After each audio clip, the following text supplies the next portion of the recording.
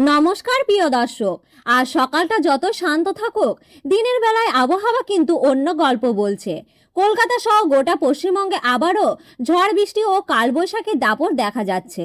ভিডিওটি শুরু করার আগে ছোট্ট একটি অনুরোধ, লাইক করুন, কমেন্ট করুন এবং আপনার এলাকার খবর জানান বৃষ্টিপাত পাচ্ছেন কিনা।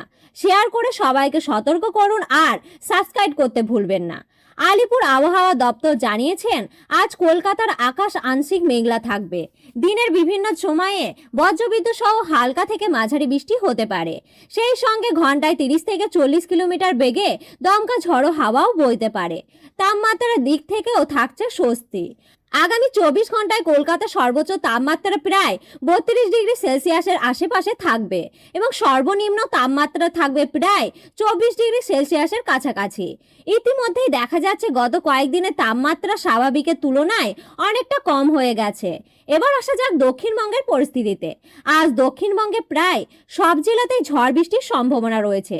কলকাতা, হাওড়া, হুগলি, উত্তর ও দক্ষিণ 24 পরগনা, পূর্ব ও পশ্চিম মেদিনীপুর, ঝাড়গ্রাম, পুরুলিয়া, বাঁকুড়া, পশ্চিম ও পূর্ব বর্ধমান, বীরভূম, মুর্শিদাবাদ এবং নদিয়া সব জায়গাতে বজ্রবিদ্যুৎ সহ বৃষ্টি হতে পারে। কিছু জেলায় দুর্যোগের দাপট বেশি থাকবে, বিশেষ করে উত্তর 24 পরগনা, দক্ষিণ 24 পরগনা, পূর্ব মেদিনীপুর, পশ্চিম ও পশ্চিম বর্ধমান, বীরভূম, মুর্শিদাবাদ এবং নদিয়া 40 থেকে 50 কিলোমিটার বেগে ঝড়ো হাওয়া বইতে পারে, সঙ্গে বজ্রবিদ্যুৎ সহ বৃষ্টি।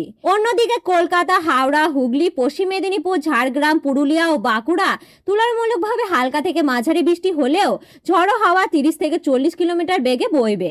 দক্ষিণবঙ্গের সব জেলাতেই হলুদ সতর্কতা জারি করা হয়েছে। উত্তরবঙ্গের পরিস্থিতি আরও বেশি উদ্বেগজনক। দার্জিলিং, জলপাইগুড়ি, কালিম্পং, আলিপুরদুয়ার এবং কোচবিহারে অধিকাংশ জায়গায় বজ্রবিদ্যুৎ সহ বৃষ্টি হবে। কোথাও কোথাও ভারী বৃষ্টির সম্ভাবনা রয়েছে।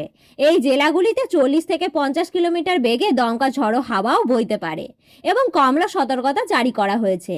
এছাড়া উত্তর দিনাজপুর, দক্ষিণ দিনাজপুর এবং মালদাতে বজ্রবিদ্যুৎ সহ বৃষ্টি এবং ঝড়ো হাওয়ার সম্ভাবনাও রয়েছে। এই জেলাগুলিতে হলুদ সতর্কতা জারি করা হয়েছে। শুধু পশ্চিমবঙ্গে নয়, বাংলাদেশের বিভিন্ন এলাকাতে এই ধরনের আবহাওয়া পরিস্থিতি তৈরি হয়েছে। ঢাকা, রাজশাহী, রংপুর এবং খুলনা অঞ্চলে ঝড়ো হাওয়া ও কালবৈশাখী ঝড়ো হাওয়ার সম্ভাবনা রয়েছে। কখনো কখনো শিলাবৃষ্টিও হতে পারে। এই পরিস্থিতিতে সবাইকে সতর্ক থাকার পরামর্শ দেওয়া হয়েছে।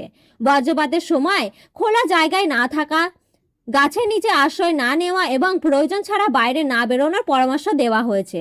সব মিলিয়ে আজকে দিনটা একেবারে অনিশ্চিত। এখন যে আকাশ কালো হয়ে ঝড় নামবে তা আগে থেকে বোঝা কঠিন। শেষে আবারও বলছি, সতর্ক থাকুন, নিরাপদ থাকুন। আর এমন আপডেট পেতে লাইক, কমেন্ট ও শেয়ার করুন এবং আমাদের চ্যানেলে নতুন দর্শক হয়ে থাকলে সাবস্ক্রাইব করে পাশে থাকা অল বাটনটি প্রেস করে রাখুন। ধন্যবাদ।